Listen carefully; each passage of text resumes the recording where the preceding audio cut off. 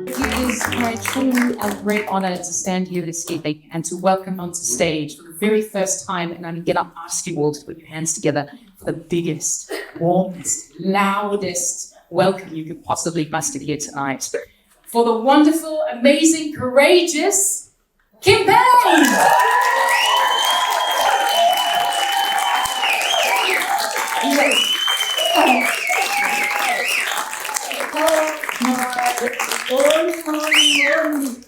And it's so true. I'm very comfortable, but I'm all right being on stage. But I hate the spotlight being about me. I hate it. So thank you for the most incredible introduction, for being here, all of you. This literally was a dream in my head. And I don't know, I haven't seen Lauren Monday. Lauren, are you here yet?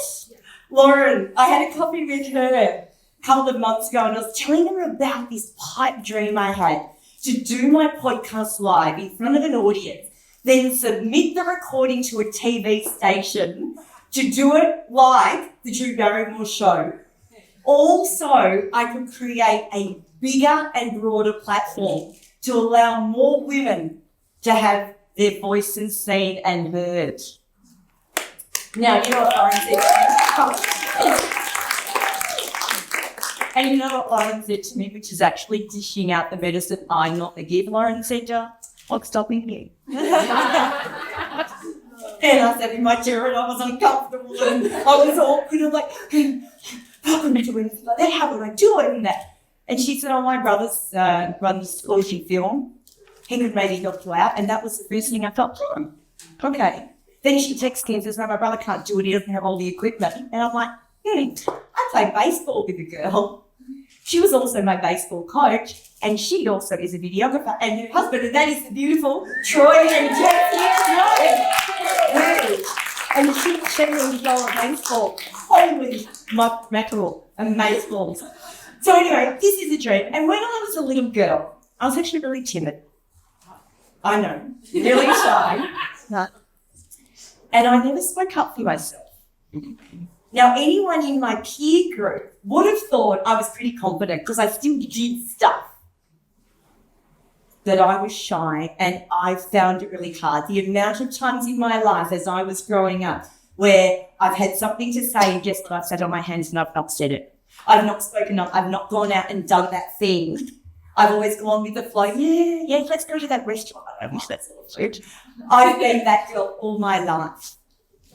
Until I turned about 47, and I had, now perimenopause actually conveniently happened. I didn't know that was a thing at the time. I fell off a confidence cliff, and I fell really hard. I almost blew up my business, and it was the most beautiful thing to have happened because it allowed me to sit back and go, what do I really want? What do I need to do to live the best version of me and get out there so that at the end I don't go, I wish I had done that thing. Instead, and I was talking to someone the other day, I'd rather give it a go, call it a failure or an attempt, and build up a huge list of these attempts and at the end go, at least I gave it a go. Is that easy? Absolutely not. That I'm doing it. And my whole purpose for the Courageous Me platform, which, by the way, I started 12 months ago, thanks to my coach, Penny Lacasso, who's also in the audience. David, if you up to that space there. 12 months ago.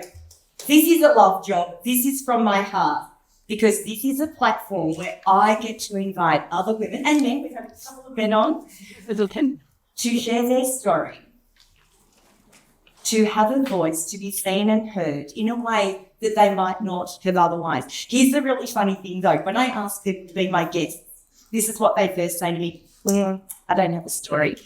I'm like, okay, yes, you'll be nodding your heads, you've been that person. And then it's like, okay, but nobody else is going to want to actually hear my story. Nobody's going to be inspired by what I do. Okay, will you still do it? And for those who said yes, this is what normally happens. We do the episode, and when I stop recording and I turn the audio off, they go, I had a story. I'm actually all right, aren't I? Okay, and then the episode goes live and they text me that night, before it's even out to the public, and go, oh my God, I don't sound like that. Oh my God, that speaks so fast. That's not me. Oh my God. No, wait. Afterwards, you do sound like that. You don't speak so fast. And if you listened to that episode and it wasn't you that you were listening to, what would you have said? And you know what they were saying? Well, these are my words. She's freaking amazing! And he. We've got a heap. All right, so on that note, I'm going to welcome up my first guest. You do have a tissue in your bag. I'm going to welcome up my first guest. This woman is very, very special to me. And I'm not sure you start crying and she doesn't even come up yet. I'll tell you why she's so special.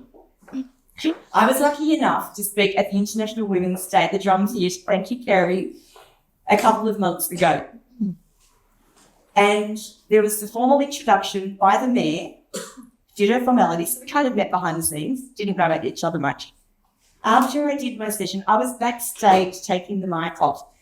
This beautiful woman walks up to me and just grabbed me and held me so tight, our hearts touched. And she stood back and held me and she said, you are the most beautiful soul. I crumbled inside with love. This is our first guest. Okay? You can read a bit more about her on that pamphlet that you're probably sitting on. Okay? Her name is Lina Formoso. She's coming up to undergo an episode of her Courageous Men podcast live in front of you all and to share some of her story. Let's welcome to the stage, Lina.